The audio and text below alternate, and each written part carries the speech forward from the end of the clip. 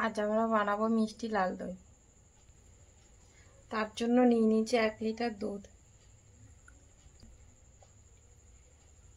দুধটাকে জাল দিয়ে ঘন করে নেব।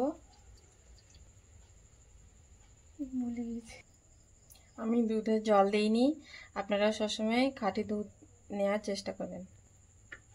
দোকানের দই তো অনেক খেয়েছেন, একবার বাড়িতে বানিয়ে দেখুন, খুব ভালো লাগবে, টেস্টি লাগবে।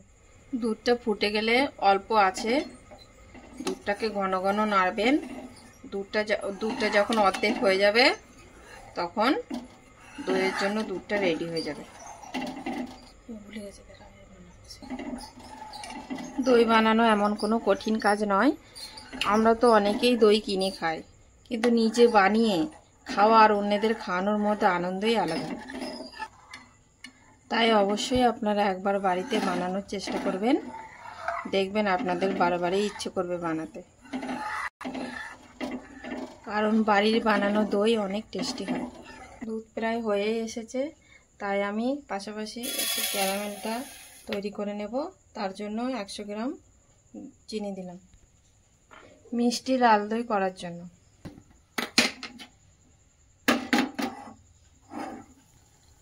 লো ফ্লেমে চিনিটা এভাবে নাড়তে থাকবো, কোনো চামচ ব্যবহার করব না। দেখুন চিনিটা আস্তে আস্তে গলতে শুরু করেছে। দেখুন আস্তে আস্তে কালার চলে এসছে, এভাবে আস্তে আস্তে নাড়তে থাকবেন।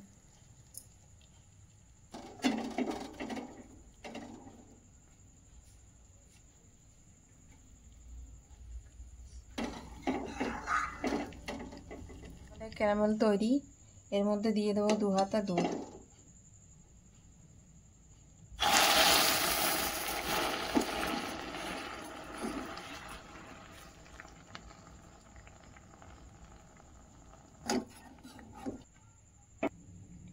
দেখুন কেমন কালার চলে এসছে। এবার আমরা এটা দুধের মধ্যে দিয়ে দেব।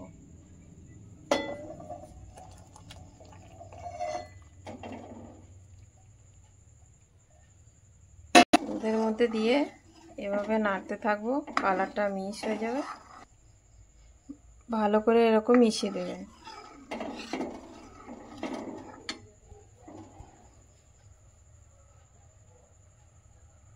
দই করার জন্য আমরা 500 গ্রামের মাটির ভাত নিয়ে নিয়েছি।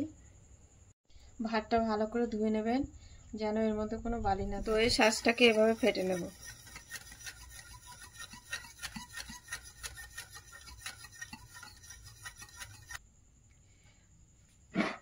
আঙুল ডুবিয়ে দেখবেন কতটা গরম আছে।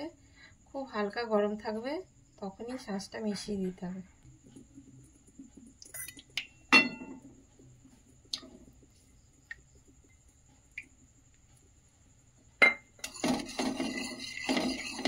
এবার আমরা এটাকে ভালো করে মিশিয়ে নেব।